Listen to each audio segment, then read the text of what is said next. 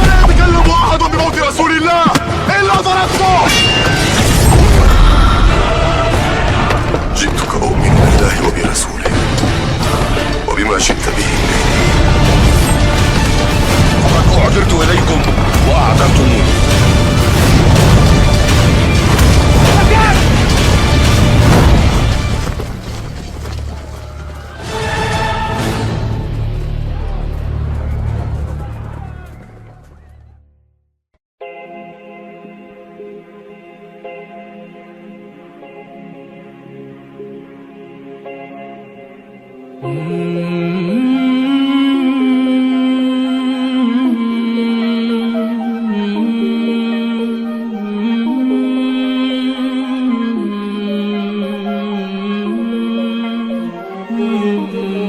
Di sebuah malam yang teduh di Madinah, para sahabat duduk melingkar bersama Rasulullah. Angin gurun berhembus lembut, membawa aroma tanah yang baru saja tersiram embun. Cahaya bulan menyinari wajah-wajah yang penuh perhatian. Tidak ada yang ingin melewatkan satu kata pun dari beliau, karena setiap kalimat terasa seperti cahaya yang menuntun hati di tengah kegelapan dunia. Rasulullah memandang mereka dengan tatapan yang dalam, seolah menyampaikan sesuatu yang bukan sekadar berita, tetapi sebuah pesan yang akan melintasi zaman hingga hari-hari terakhir kehidupan manusia di bumi. Beliau bersabda dengan suara tenang, tetapi setiap kata menghunjam hati. Akan datang suatu masa ketika kezaliman menyelimuti bumi, ketika manusia kehilangan arah dan hati mereka dipenuhi dengan kebingungan. Pada masa itu, Allah akan mengutus seorang hambanya yang bernama seperti namaku dan berasal dari keluarga keturunanku. Ia akan memenuhi bumi dengan keadilan, sebagaimana sebelumnya bumi dipenuhi dengan kezaliman. Para sahabat tertegun. Mereka saling memandang, berusaha memahami kedalaman makna dari sabda itu. Mereka tahu bahwa ini bukan perkara kecil, melainkan rahasia besar tentang akhir perjalanan manusia. Rasulullah kemudian menundukkan kepala sejenak, lalu mengangkat pandangannya ke arah langit. Sebelum ia muncul, lanjut beliau, akan ada tanda-tanda yang membuat manusia terkejut. Salah satu tanda itu adalah api yang muncul dari tanah Hijaz. Api itu besar dan terang, sehingga menerangi leher-leher unta di negeri-negeri yang jauh. Para sahabat mendengarkan dengan penuh takjub. Mereka membayangkan api yang begitu dahsyat sampai bisa terlihat dari negeri lain. Abu Hurairah menundukkan kepalanya, hatinya bergetar membayangkan kedahsyatan tanda itu. Umar bin Khattab dengan wajah serius bertanya, "Ya Rasulullah, bagaimana keadaan manusia ketika tanda itu tampak?" Rasulullah menatap Umar dengan penuh kasih, lalu bersabda, "Manusia akan terpecah. Ada yang ketakutan, ada yang beriman semakin kuat, dan ada pula yang mendustakan meskipun tanda itu terang di hadapan mereka. Tetapi api itu adalah peringatan bahwa janji Allah semakin dekat." Ali bin Abi Thalib yang duduk tidak jauh dari Rasulullah menatap wajah beliau dengan penuh kesungguhan. Ia tahu betapa berat pesan ini. Rasulullah melanjutkan, "Ketika api itu tampak, banyak manusia akan kebingungan. Mereka akan bertanya-tanya, apakah itu hanya bencana alam ataukah tanda yang dijanjikan? Tetapi orang-orang yang hatinya penuh iman akan tahu bahwa api itu bukan sekadar api. Ia adalah panggilan agar mereka bersiap menyambut zaman baru." Suasana majelis menjadi hening. Hanya suara angin malam yang terdengar. Para sahabat merasakan bulu kuduk mereka merinding, seolah mereka sendiri menyaksikan api itu di langit. Mereka sadar bahwa Rasulullah sedang menggambarkan sesuatu yang akan terjadi jauh setelah mereka tiada. Namun, pesan itu dititipkan kepada mereka agar sampai pada generasi-generasi berikutnya. Seorang sahabat muda bertanya dengan suara pelan, "Ya Rasulullah, bagaimana kita mengenali pemimpin itu bila saatnya telah tiba?" Rasulullah tersenyum, senyum yang penuh rahasia, lalu menjawab, "Ia akan berasal dari keluargaku, dari keturunan yang terhormat. Namanya seperti namaku, dan ayahnya bernama seperti ayahku. Wajahnya akan bercahaya, hatinya akan bersih. Manusia akan mengenalnya karena Allah sendiri yang akan memperlihatkan tanda-tanda pada dirinya. Tetapi ingatlah, ia tidak akan datang kecuali dunia sudah penuh dengan ketidakadilan. Malam itu, para sahabat merasa seperti baru saja melihat sekilas tabir masa depan yang biasanya tersembunyi. Mereka sadar apa yang disampaikan Rasulullah bukanlah cerita biasa, melainkan amanah besar. Mereka harus menyampaikan kepada generasi setelah mereka, agar manusia di akhir zaman tidak kehilangan arah ketika tanda-tanda itu datang. Abu Bakar menunduk dengan air mata menetes, membayangkan betapa beratnya fitnah yang akan melanda manusia. Sementara Bilal dengan suara bergetar berbisik lirih, "Ya Allah, tetapkanlah hati kami dalam iman hingga akhir." Rasulullah menutup majelis itu dengan doa yang penuh kelembutan. "Ya Allah, lindungilah umatku dari fitnah yang menyesatkan. Jadikanlah mereka termasuk orang-orang yang mengenali kebenaran, meski banyak yang berpaling darinya. Berikanlah mereka kekuatan untuk menyambut pemimpin yang Engkau janjikan." Doa itu mengalir ke hati para sahabat, meninggalkan bekas yang tidak akan pernah pudar. Malam itu, mereka pulang dengan langkah pelan. Masih terbayang kata-kata Rasulullah tentang Imam Mahdi dan api dari Hijaz.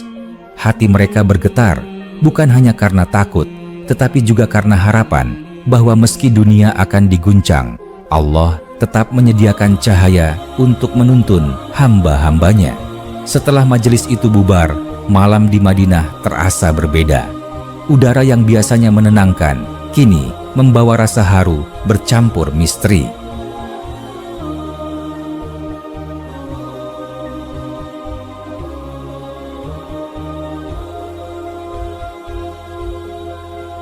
Para sahabat berjalan pulang dengan langkah perlahan, masing-masing larut dalam renungan.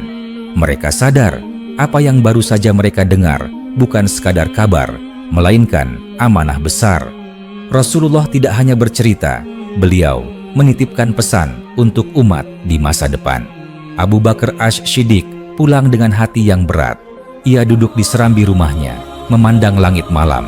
Dalam hatinya, ia berbisik, "Tanda itu, api dari Hijaz, betapa dahsyatnya nanti. Semoga umat ini tetap berpegang pada iman ketika saat itu tiba." Air matanya menetes, sebab ia tahu dunia akan melalui masa-masa gelap sebelum cahaya keadilan kembali. Umar bin Khattab dengan watak tegasnya tidak bisa berhenti memikirkan sabda Rasulullah. Ia membayangkan manusia berlarian dalam ketakutan, sebagian percaya, sebagian ragu, sebagian mendustakan meski tanda itu jelas. Umar bergumam dalam hati, "Bila aku hidup di masa itu, aku akan menjadi tameng bagi umat. Tetapi aku tahu masanya bukan di zamanku, maka aku hanya bisa berdoa agar generasi setelahku diberi kekuatan." Malam itu, Umar berdoa panjang, memohon agar Allah menjaga umat dari fitnah besar. Ali bin Abi Thalib merasakan sesuatu yang berbeda. Sabda Rasulullah tentang seorang pemimpin dari keluarganya membuat hatinya bergetar. Ia tahu bahwa garis keturunan itu akan menjadi bagian dari sejarah besar di akhir zaman. Ali memandang langit, seolah mencoba menembus tabir masa depan. "Ya Allah," ucapnya pelan, "berikanlah kekuatan bagi keturunanku kelak bila Engkau memilih mereka untuk memegang amanah ini." Kata-kata Rasulullah terus terngiang di telinganya. Seorang lelaki dari keturunannya akan datang membawa keadilan. Ali sadar ini bukan hanya cerita, melainkan janji yang akan ditepati Allah. Abu Hurairah yang sering meriwayatkan sabda Rasulullah merasa tanggung jawabnya semakin besar. Ia mengulang-ulang dalam hatinya kata-kata tentang api dari Hijaz. Ia bertekad untuk menghafalnya dan menyampaikannya kepada umat setelahnya. "Aku harus menjaga kata-kata ini," batinnya, "agar generasi yang akan menyaksikan tanda itu tidak ragu bahwa Rasulullah telah mengabarkannya."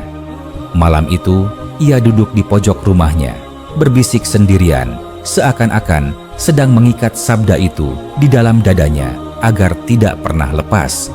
Hari-hari berikutnya, para sahabat menyampaikan kisah itu kepada keluarga mereka, kepada murid-murid mereka, kepada siapapun yang mereka percayai.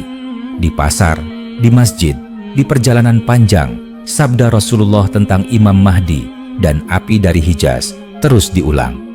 Tidak semua orang langsung mengerti. Ada yang mendengarnya seperti mendengar kisah jauh yang sulit dibayangkan. Tetapi mereka yang beriman menyimpannya dalam hati, sebab mereka yakin sabda itu pasti benar, meski waktunya entah kapan. Tahun-tahun berlalu. Para sahabat satu persatu dipanggil oleh Allah. Namun kisah itu tidak ikut terkubur bersama mereka. Justru kisah itu hidup, berpindah dari lidah ke lidah, dari kitab ke kitab, hingga generasi demi generasi. Di setiap masa, umat selalu merenungkan sabda itu. Di setiap doa malam, selalu ada hati yang berbisik, apakah tanda itu akan muncul di zaman kami? Bayangkan seorang ulama pada generasi setelah para sahabat. Ia duduk di masjid kecil, dikelilingi murid-murid yang haus ilmu. Dengan suara lembut ia berkata, "Wahai anak-anakku, dengarlah. Rasulullah pernah bersabda bahwa sebelum muncul seorang pemimpin yang membawa keadilan, akan ada api besar dari Hijaz. Api itu bukan api biasa. Api itu akan membuat orang-orang di negeri jauh pun menyaksikan cahayanya. Maka, jika suatu hari kalian melihatnya, ketahuilah bahwa janji itu semakin dekat." Murid-muridnya terdiam, membayangkan api yang membelah cakrawala. Beberapa dari mereka menggigil, merasa seakan sedang melihat cahaya merah yang menakutkan. Dan begitulah, kisah itu terus hidup, dari rumah ke rumah, dari masjid ke masjid, dari negeri ke negeri. Ia menjadi bagian dari bisikan-bisikan malam, bagian dari doa-doa panjang, bagian dari harapan dan ketakutan manusia. Tidak ada yang tahu kapan tepatnya api itu akan muncul. Tidak ada yang tahu kapan Imam Mahdi akan benar-benar datang. Namun, seperti biji yang disemai di tanah, sabda itu tumbuh dalam hati umat, menunggu waktu yang telah ditentukan Allah. Di setiap generasi, ada orang-orang yang menunggu dengan penuh iman. Ada pula yang mendustakan dengan penuh keraguan. Tetapi satu hal tidak berubah. Kata-kata Rasulullah yang disampaikan kepada para sahabat tetap bergema, seolah diulang kembali di telinga manusia. Kata-kata itu menembus ruang dan waktu, mengingatkan bahwa dunia ini punya akhir, dan bahwa cahaya akan datang setelah kegelapan. Di sebuah desa di pinggiran Hijaz, jauh setelah masa para sahabat berakhir, seorang lelaki tua bernama Qasim duduk di teras rumahnya. Rambutnya sudah memutih, matanya redup dimakan usia, tetapi ingatannya masih tajam.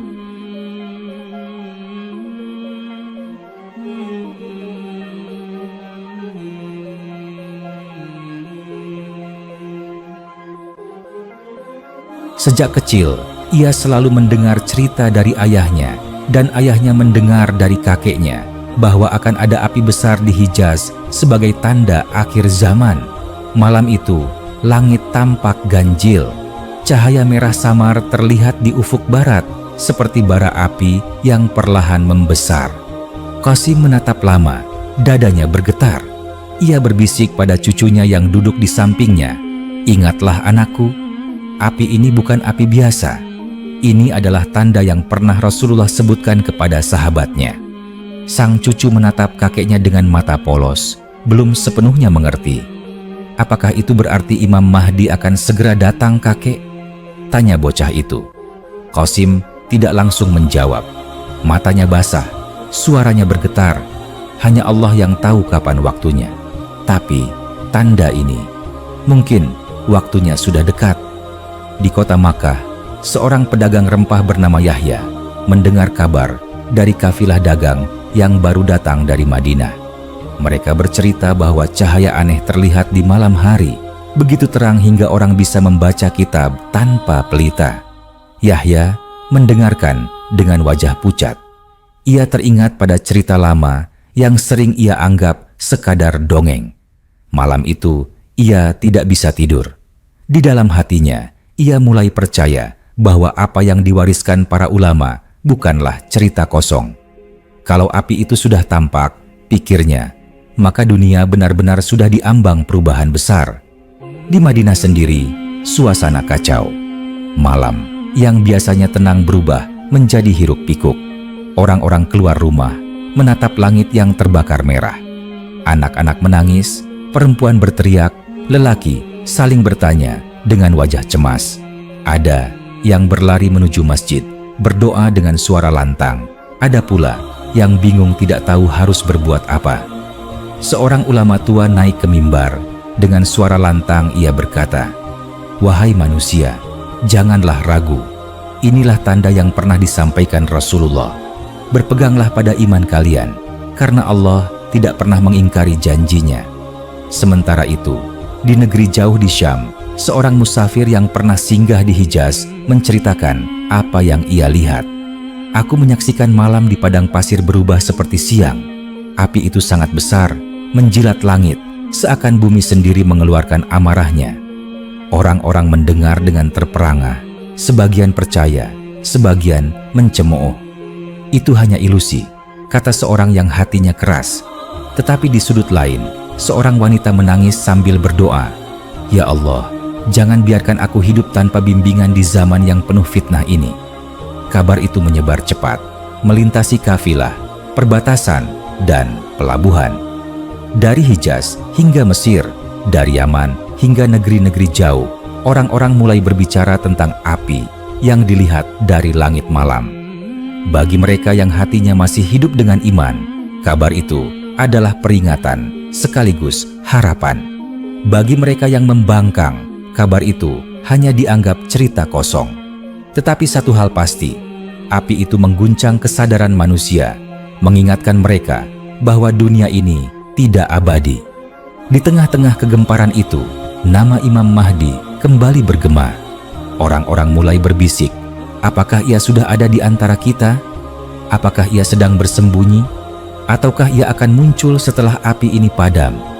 Tidak ada jawaban yang pasti, tetapi setiap hati dipenuhi tanda tanya. Malam-malam berikutnya, api itu masih tampak dan manusia hidup dalam ketegangan. Sebagian menjadi semakin rajin berdoa, sebagian larut dalam ketakutan, sebagian lain tetap menutup mata.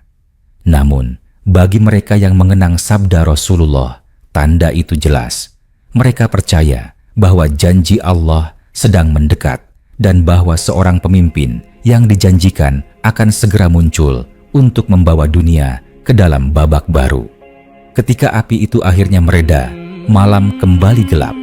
Bintang-bintang perlahan muncul kembali, seolah langit sedang menghela napas panjang setelah diliputi cahaya merah yang menakutkan. Namun, hati manusia tidak bisa kembali seperti semula. Orang-orang yang menyaksikan kejadian itu tidak pernah melupakannya. Bahkan, bagi mereka yang hanya mendengar kabarnya dari negeri lain, rasa takut dan heran tetap membekas. Di Makkah, orang-orang mulai berkumpul di Masjidil Haram. Mereka membicarakan api itu dengan suara berbisik. "Apakah tanda itu sudah jelas?" tanya seorang pemuda. Ulama tua yang duduk di sisi tiang masjid menjawab dengan suara berat, "Ya, itu salah satu tanda yang disebutkan oleh Rasulullah. Tidak ada yang bisa mengingkarinya." Pemuda itu menunduk, hatinya bergetar. "Kalau begitu, di manakah Imam Mahdi sekarang?" Pertanyaan itu membuat suasana hening. Semua saling memandang, tetapi tidak ada yang bisa menjawab. Di pasar, pedagang-pedagang berbincang dengan wajah pucat. Sebagian berkata bahwa Imam Mahdi mungkin sudah lahir dan sedang bersembunyi. Sebagian lain menuduh kabar itu hanya mitos. Tetapi bahkan di antara mereka yang ragu, rasa cemas tetap menyelimuti. Setiap kali mereka melihat seorang lelaki asing masuk ke kota, hati mereka bertanya-tanya, apakah mungkin dia?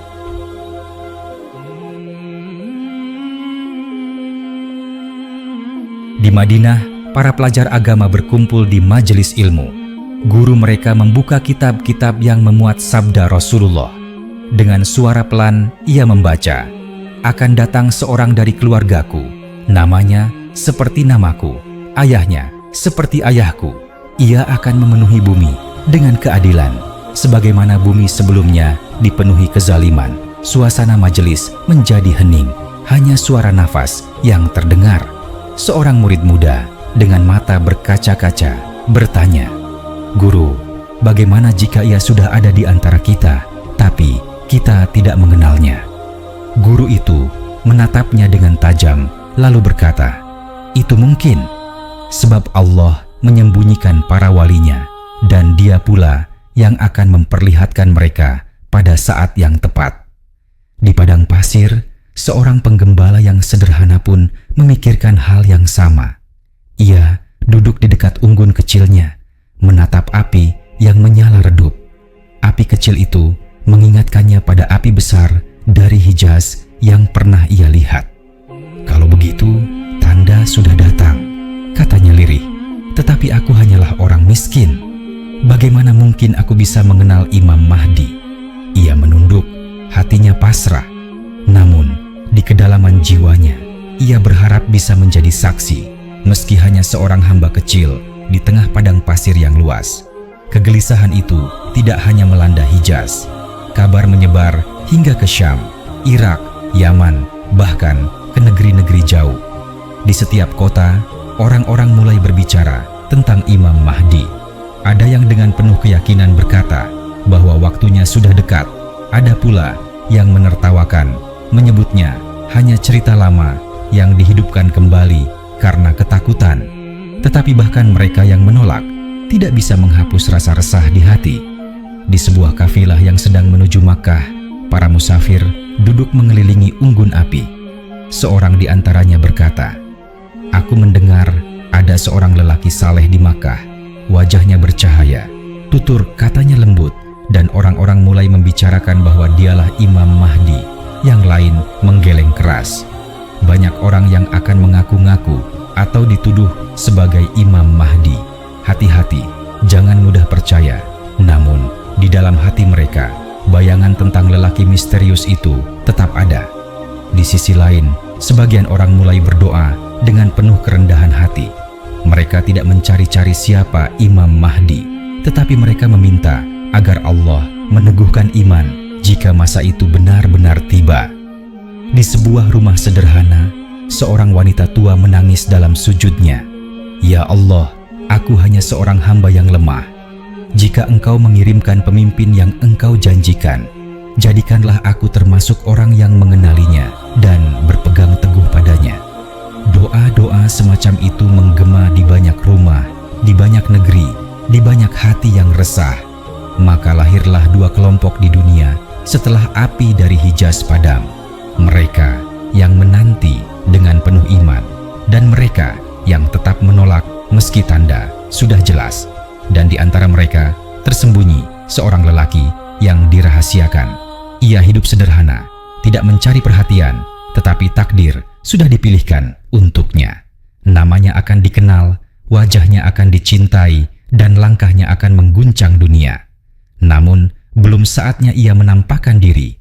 Dunia masih harus bergejolak, hati manusia masih harus diuji. Api dari Hijaz hanyalah awal. Pencarian sesungguhnya baru akan dimulai, pencarian yang akan membuat umat manusia bertanya-tanya, di manakah sosok itu berada?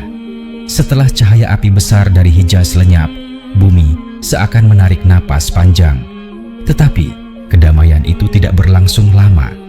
Ketakutan yang semula membungkam perlahan berubah menjadi keresahan dan perpecahan. Manusia mulai bertanya-tanya, siapa yang akan memimpin mereka melewati masa yang gelap ini? Di Makkah, keributan pecah. Di pasar, orang-orang berdebat keras. Seorang pemuda bersorak, "Aku mendengar ada seorang lelaki dari keluarga Rasulullah yang tinggal di kota ini. Dialah yang akan menjadi pemimpin kita." Orang lain segera membantah, "Jangan mudah tertipu. Banyak orang akan mengaku-ngaku." Ingatlah, fitnah lebih berbahaya daripada api suasana pasar penuh teriakan. Pedagang tidak lagi berjualan dengan tenang, pembeli lupa pada barang dagangan. Semua seakan hanya memikirkan satu hal, Imam Mahdi. Di Madinah, para ulama terpecah. Sebagian dengan penuh keyakinan berkata, tanda itu jelas. Api dari Hijaz adalah bukti janji Rasulullah. Maka pemimpin yang dijanjikan pasti segera muncul. Namun sebagian lain lebih berhati-hati. Mereka berkata, benar, tanda itu sudah datang.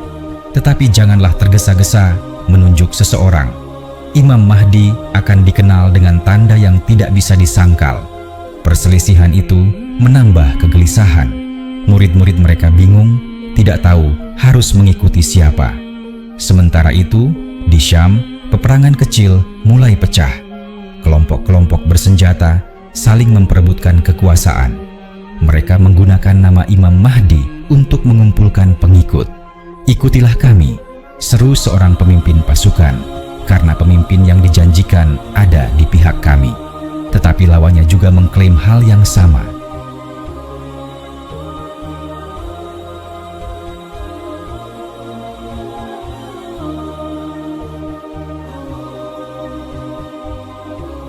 Darah tumpah, kota hancur, dan rakyat kecil menangis di jalanan. Mereka yang dahulu menantikan pemimpin adil, kini terjebak dalam fitnah yang menyesakkan dada. Di Irak, keadaan tidak lebih baik. Pertengkaran tentang siapa yang berhak memimpin membuat rakyat kehilangan arah. Ada yang berharap Imam Mahdi muncul di tanah mereka. Ada yang mengaku sudah melihat tanda-tandanya. Tetapi kenyataannya, yang ada hanyalah pertikaian, kemiskinan, dan ketidakpastian. Dalam kegelisahan itu, lahirlah kisah-kisah dari mulut ke mulut. Seorang musafir menceritakan bahwa ia pernah melihat seorang lelaki asing di Makkah. Wajahnya bercahaya, tutur katanya lembut, dan orang-orang menaruh hormat padanya tanpa alasan yang jelas. Mungkin dialah, kata si musafir. Cerita itu menyebar cepat, meski kebenarannya tidak jelas. Orang-orang yang mendengarnya semakin gelisah. Setiap kali melihat seseorang yang tampak berbeda, hati mereka berdesir. Di sisi lain, ada orang-orang yang tetap teguh. Mereka berkata, jangan tertipu oleh cerita-cerita. Imam Mahdi tidak akan muncul karena desas-desus. Allah sendirilah yang akan menyingkapkannya. Ia akan dikenal dengan tanda yang nyata, dan para ulama serta orang-orang saleh akan membayatnya di Makkah. Suara mereka menenangkan, tetapi tidak cukup untuk meredam arus fitnah yang terus membesar. Di sebuah rumah sederhana di pinggiran kota, seorang wanita tua bernama Salma berdoa dengan air mata. Ia mendengar anak-anak muda di lingkungannya mulai berselisih. Ada yang ingin berangkat ke Syam untuk bergabung dengan kelompok yang mengaku mengikuti Imam Mahdi. Ada pula yang ingin ke Irak. Dengan suara bergetar, ia berdoa, "Ya Allah, jangan biarkan kami tersesat dalam fitnah ini. Tunjukkanlah pemimpin yang Engkau janjikan, dan lindungilah kami dari tipu daya manusia." Hari-hari semakin berat, harga barang naik, keamanan runtuh, fitnah menyebar seperti racun. Namun, di tengah kekacauan itu, bisikan tentang Imam Mahdi tidak pernah padam. Sebaliknya, semakin kuat, seolah-olah seluruh dunia sedang menunggu, menahan napas, menatap ke arah Makkah. Semua berharap, semua bertanya-tanya, kapankah ia muncul? Siapakah dia? Apakah ia sedang berjalan di antara mereka dengan wajah yang belum dikenali? Dan di sebuah malam yang sunyi, di sudut Ka'bah yang penuh cahaya, seorang lelaki berwajah tenang sedang bersujud lama sekali. Tidak banyak orang mengenalnya. Ia hanya tampak seperti hamba Allah yang rendah hati, menangis dalam doanya. Tetapi takdir besar sudah menunggu. Langkah-langkah kecilnya di lantai masjid suci akan menjadi saksi bahwa dunia sedang bersiap menyambut babak baru. Malam itu, Makkah diselimuti keheningan. Para peziarah masih berdatangan, berdoa di sekitar Ka'bah. Namun, suasana hati manusia berbeda dari biasanya. Ada getaran aneh di udara, seperti tanda bahwa sesuatu yang besar akan segera terjadi. Orang-orang saling berbisik di lorong-lorong masjid, mengingat kembali sabda Rasulullah yang diwariskan dari generasi ke generasi.